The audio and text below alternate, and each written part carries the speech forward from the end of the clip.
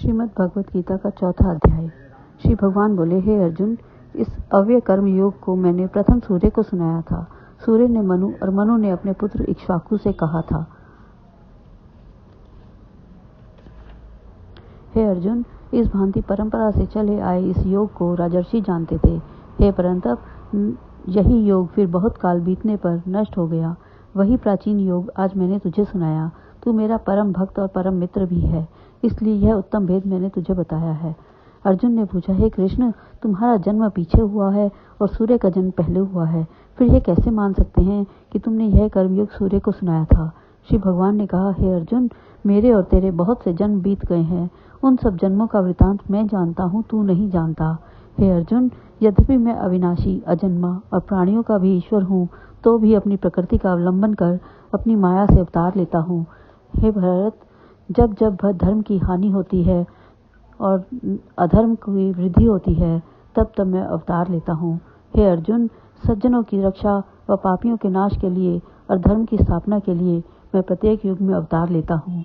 हे अर्जुन, इस भांति जो मेरे इस अलौकिक जन्म और कर्म के तत्वों को जान लेते हैं, वे इस देह को छोड़कर फिर जन्म नहीं लेते और मुझ में ही मिल जाते हैं।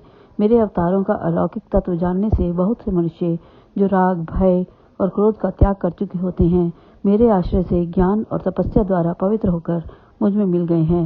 हे अर्जुन, जो मुझे जैसे भजता है, मैं भी उसे वैसा ही फल देता हूँ, क्योंकि ये सब मनुष्य मेरे ही मार्ग का अनुसरण करते हैं।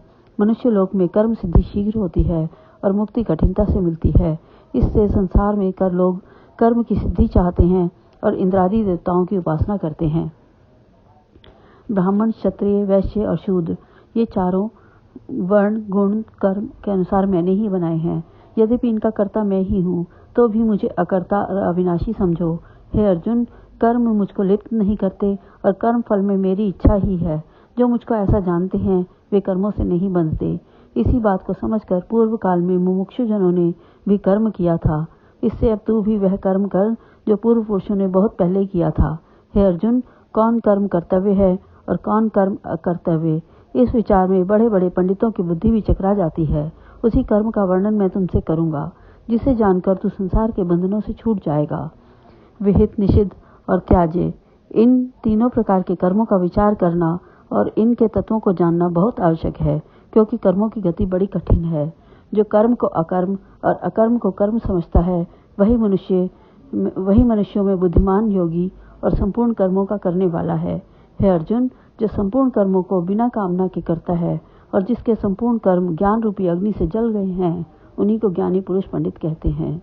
जो कर्म फल की इच्छा नहीं करता और न उनमें आसक्ति रखता है तथा किसी का आश्रय न कर सदा संतुष्ट रहता है, वह सब कर्मों में प्रवृत्त रहकर भी कुछ नहीं करता। जो संपूर्ण आशाओं को छोड़ चित्त और आत्मा को वशीभूत करके सब संसारी झगड़ों से अलग रहकर केवल शरीर के निर्वाहोपयोगी कर्म करता है, वह पाप का भागी नहीं होता। हे अर्जुन, जो अपने आप मिली हुई वस्तु पर संतोष करता है, सुख, दुख, हानि और लाभ में जिसको पीड़ा नहीं होती, जो किसी से वैर नहीं करता, जिसको सिद्धि और असिद्धि में समान भाव है, वह कर्म करके भी कर्म बंधन में नहीं बंधता। जो आसक्ति से पूर्णतया मुक्त है और ज्ञान योग में जिसका चित्त स्थित है, वह यज्ञ भाव से जो कर्म करता है, उसके वे सब कर्म वासना सहित विलीन हो जाते हैं। ब्रह्म ही अर्पण, ब्रह्म ही हवि तथा ब्रह्माग्नि में ब्रह्म ही ने होम किया है, यह जो जानता है, अर्थात होम, अग्नि, स्रुवा, हवि, कर्ता, घृत आदि सब सामग्री को ब्रह्म रूप जानता है और जिसकी ऐसे ब्रह्म कर्म में समाधि है, वह अवश्य ब्रह्म को प्राप्त होता है। हे अर्जुन, कितने ही कर्म योगी श्रद्धा पूर्वक इंद्रादि देवताओं की पूजा करते हैं और कितने ही ज्ञान योगी ब्रह्म रूपी अग्नि में ब्रह्म रूप यज्ञ को यज्ञ रूप से हवन करते हैं। हे अर्जुन, कितने योगी अपने नेत्र, कान आदि इंद्रियों को संयम रूप अग्नि में होम करते हैं और कितने ही शब्दादि विषयों को इंद्रिय रूप अग्नि में होम देते हैं। कितने ही योगी कर्मेंद्रिय के कर्मों को तथा प्राण, अपान आदि 5 प्राणों के कर्म को ज्ञान से प्रदीप्त अग्नि में होमते हैं। अपने नियम में बड़े तत्पर कितने ही योगी द्रव्य यज्ञ करते हैं, कितने ही तप यज्ञ हैं, कितने ही योग यज्ञ करते हैं और कितने ही वेद का पठन पाठन रूप विज्ञान यज्ञ करते हैं। कुछ योगी जन अपान वायु में प्राण वायु का हवन करते हैं, कुछ दूसरे योगी प्राण वायु में अपान वायु का हवन करते हैं और कितने ही प्राणायाम में तत्पर योगी प्राण और अपान की गति को रोककर आहार को नियमित कर प्राणों को प्राणों में ही होमते हैं। ये सब यज्ञ को जानते हैं और यज्ञ ही से इनके सब पाप नष्ट हो जाते हैं। यज्ञों से बचा हुआ अन्न अमृत रूप होता है, उसका भोजन कर सनातन लोग सनातन ब्रह्म को प्राप्त होते हैं।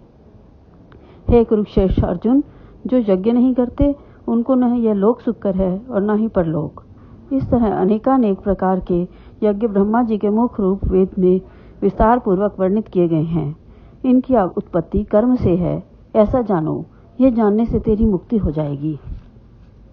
हे परंतप, द्रव्य यज्ञ से ज्ञान यज्ञ श्रेष्ठ है। हे पार्थ, जितने कर्म हैं वे सब ज्ञान यज्ञ में पूर्णतः समाप्त हो जाते हैं।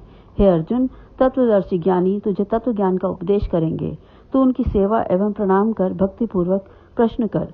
हे अर्जुन, इस ज्ञान के प्रताप से तुमको कभी मोह न होगा और तू समस्त प्राणियों को अपनी आत्मा में व मुझ में देखेगा। यदि तू सब पापियों से अधिक पापी होगा तो भी इस ज्ञान रूपी नौका पर चढ़कर भव सागर से पार हो जाएगा। हे अर्जुन, जैसे जलता हुआ अग्नि काष्ठ को जलाकर भस्म कर देता है, वैसे ही ज्ञान रूपी अग्नि संपूर्ण कर्मों को जला देती है। इस संसार में ज्ञान के समान कोई वस्तु पवित्र नहीं है। यह ज्ञान दीर्घ काल पर्यंत कर्मयोग के अभ्यास से अपने आप ही उपस्थित हो जाता है। अपने गुरु के उपदेश में श्रद्धा रखने वाला ज्ञान की प्राप्ति में तत्पर जितेंद्रिय पुरुष ज्ञान को पाता है और इस ज्ञान को पाकर फिर थोड़े ही काल में परम शांति को प्राप्त लेता है। तो जो अज्ञानी श्रद्धा रहित और संदेह युक्त होता है वह नष्ट हो जाता है। संदेह वाले को न इस लोक में स्वार्थ है, न परलोक में कुछ स्वार्थ है और न उसे सुख ही मिलता है। हे अर्जुन, जिसने योग से सब कर्मों को ईश्वरार्पण कर दिया है और ज्ञान से जिसके सब संशय दूर हो गए हैं, ऐसे आत्मज्ञानी पुरुष को कर्म बंधन नहीं होता। हे भरतवंशी अर्जुन, तुम्हारे हृदय में ज्ञान से उत्पन्न जो संशय जम गया है उसे ज्ञान स्वरूप खड़ग से काट डालो और युद्ध के लिए उड़ जाओ। ओम तत्सदिति श्रीमद् भगवद गीता सूपनिषत्सु ब्रह्म विद्यायाम योग शास्त्रे श्री कृष्णार्जुन संवादे ज्ञान कर्म संन्यास योग नाम चतुर्थो अध्याय। बोल श्री गुरु महाराज की जय। बोल श्री कृष्ण भगवान की जय।